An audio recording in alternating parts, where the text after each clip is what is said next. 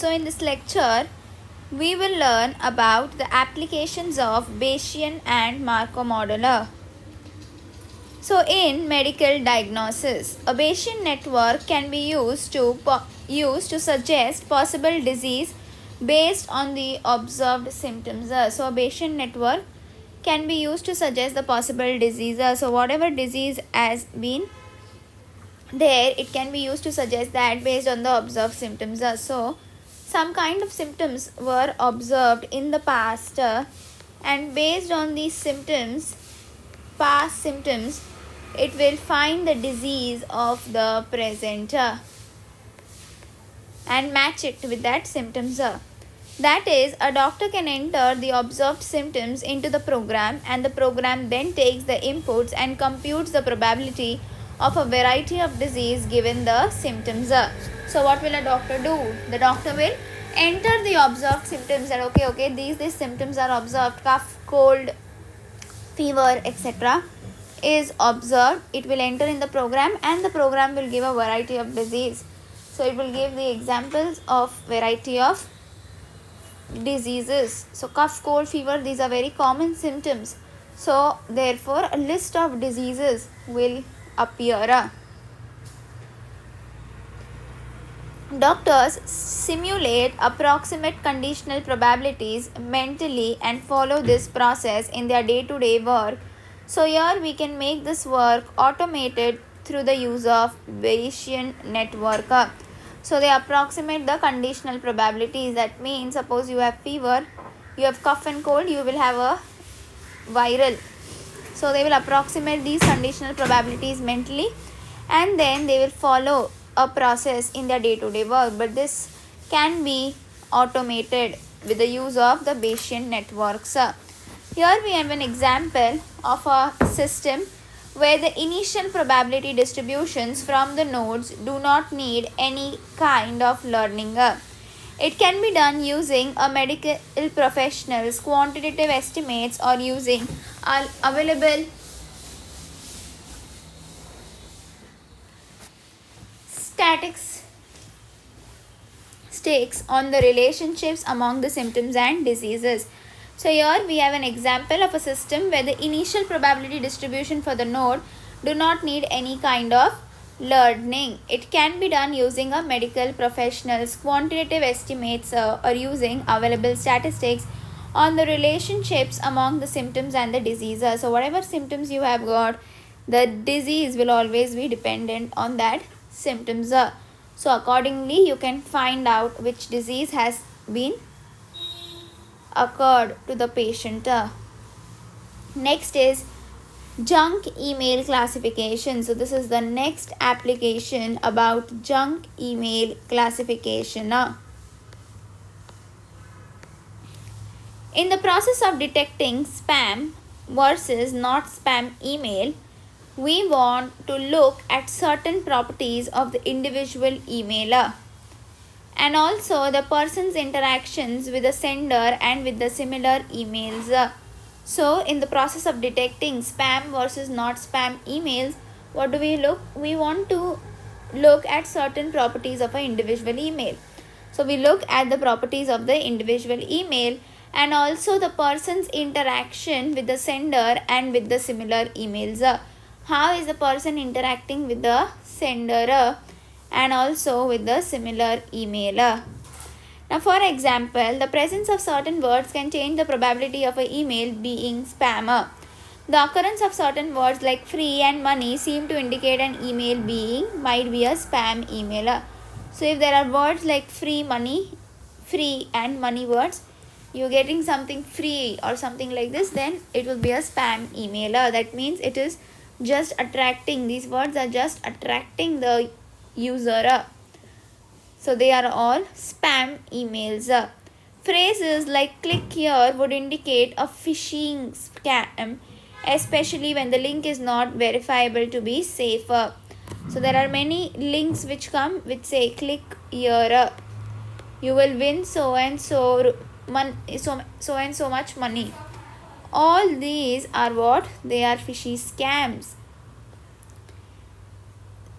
They are just to trap you. Another feature worth nothing is the domain of the sender. Almost never is a spam sent from a.edu email. Similarly, spam email is more likely to come from a domain with a number of garbled letters.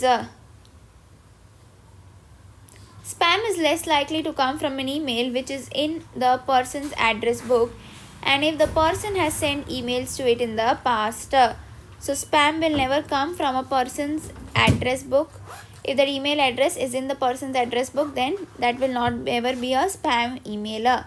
Or that person has sent emails to a person, then that email will also never be a spam emailer. So it is either coming, these kind of emails are coming to the person is responding those emails, or person is sending some emails, then these emails are not spam emails. Junk email usually does not come from known email addresses and does not come from email addresses the user has interacted with in the past. So that is what it is. It does not come from the email addresses, does not come from the known, that means the ones which are acknowledged by the user, and does not come from those email addresses which the user has interacted in the past. So this is this arrow, does not come from the email addresses. So this is an email address, the user has interacted with it, it will not never be a spam email. The email address, user is sending an email address, this will also never be a spam email address. Now, learning using Bayesian network is particularly useful when exploring and acquiring new data. It allows us to test hypotheses using data. One major benefits of Bayesian networks is, in this context, is that we can test to see if the effect of a new feature is desirable or not.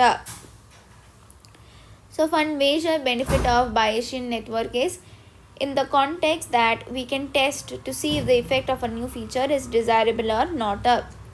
For example, a company can test to see if a new advertisement campaign has had a significant impact on the sales by making use of Bayesian statistics to compare past and new data. Learning to the features of such model can help the company understand what aspects of an advertisement campaign has most positive impact per dollar spent. So whatever you are spending on these advertisements, how much it is effective can be understood by a Bayesian network. Next application is traffic flow forecasting. Here each node is a road link and each edge shows the direction of the traffic flow. So each node is the road link and each edge shows the direction of traffic flow. So this is your edge, that is the direction of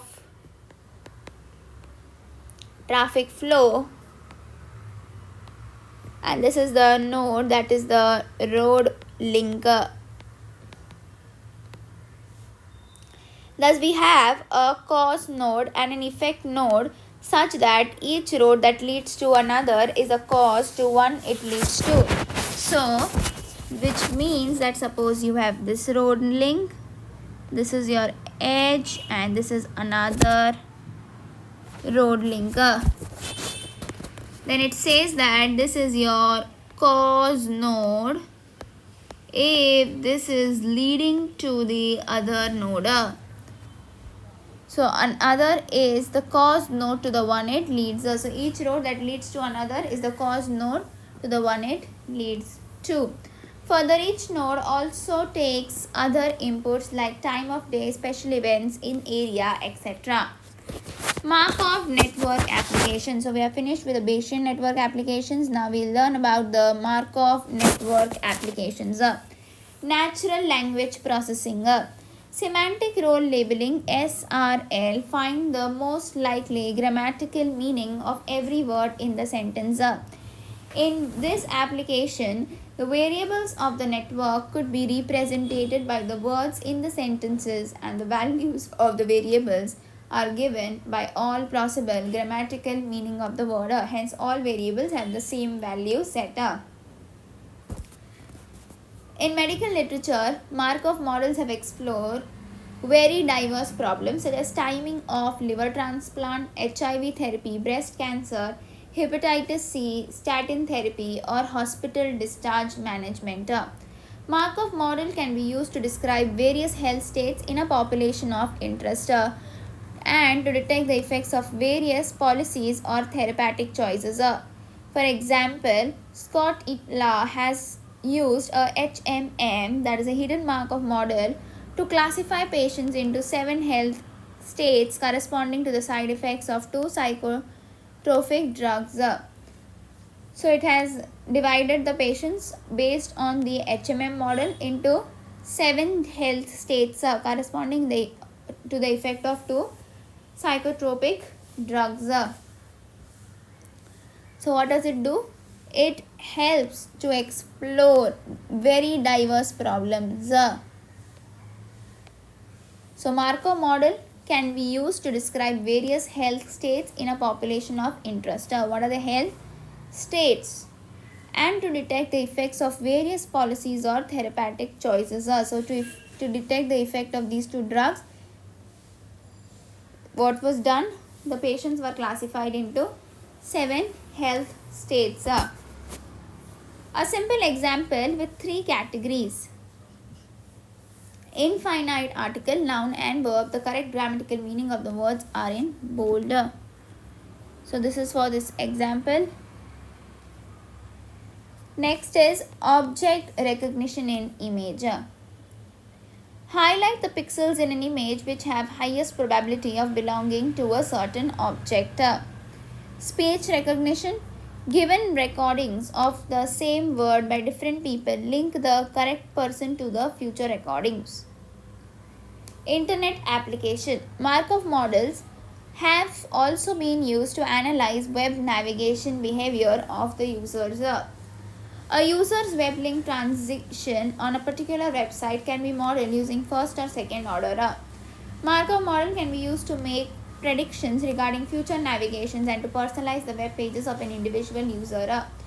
So, if a user is visiting a particular website, then that will be the user navigation behavior will be used to analyze what kind of stuff he is more interested in, so that the web pages can be customized according to the individual user. So this will help you to customize the web pages according to the user. So this is called as personalization. This property of personalizing the web pages for individual user is personalization, in which whenever a web page is opened by the person, that person will see that the web page is customized as per his requirements. Application body tracking. Capturing body articulation. X is what? The motion of body parts. Z is the image features. The motion of body parts are constrained and correlated, and this is C. This is the thing, application of body tracking. So the movements are tracked of a person. Mean field iterations. Probable areas of application of Markov chain. One of the most popular use of Markov chain is in determining page rank by Google. So one of the most popular use of Markov chains is what? To determine the page rank by the Google. This method plays an important role to allow samples from an arbitrary probability distribution. It helps determine the probability of consumers switching from one brand to another. Markov chains are popular in finance and economics to model different phenomena, including market crashes and asset prices. In economics and finance, they are often used to predict macroeconomic situations like the market crashes and cycles between recession and expansion. So in economic and finance, they are used to predict the macroeconomic situations like market crashes and cycles between recession. So your economy has been drained or expansion economy has increased. Other areas of application include predicting asset and option prices and calculating the credit risk. Markov chains are powerful for problem modeling when dealing with random dynamics. Due to their useful properties, they are used in various fields such as statistics, biology, and medicine, modeling of biological population, evolution, computer science, information theory, speech recognition through hidden Markov models are important tools, and many others are. So they are used in various fields of application of Markov models or hidden Markov models. So Markov network contain undirected edges in the graphs to model the non-causal correlations. Inference is the key of analyzing Markov network. Exact inference, approximate inference. Two inference techniques were introduced here: belief propagation and variational inference. Two applications: super resolution and capturing articulated body motions. A classical example of Markov chain is predicting the weather. We have two different weather conditions, sunny and rainy. Let us assume today is sunny. We have the following probabilities. Probability of being sunny tomorrow, probability of being in the same state given that it is sunny today is 0.9%. So if it is sunny today, then probability that tomorrow also it will be sunny will be always more. It will be how much? 0.9%. Probability of raining tomorrow given that it is sunny today, it will be 0.1. So very less conditions are there that the next day will be raining if today it is sunny. Probability of being sunny tomorrow given that it is rainy today will be 0.5. So they have given what? Probability that it is sunny today, and you again want a sunny, then it is 0.9. Probability it is sunny today, you want a rainy tomorrow, it is 0.1. Probability that is rainy today and you want a rainy tomorrow is 0.5. Probability that it is rainy today, you want a sunny tomorrow is a 0.5. So this is the way it is represented. Open Markov, an open source tool for probabilistic graphical models. So this is an open source tool, that is an open Markov model. Open Markov is a Java open source tool for creating and evaluating probabilistic graphical models including Bayesian networks, influence diagrams, and some Markov models. With more than 1 lakh lines of code, it offers some features for interactive learning, explanation of reasoning, and cost-effectiveness analysis, which are not available in any other tool. Open Markov has been used at the universities, research centers, and large companies in more than 30 countries on 4 continents. Several models, some of them for real-world medical applications built with Open Markov, are publicly available on the internet. So this is a open source tool wherein a person can try different combinations and then can have an interactive learning experience.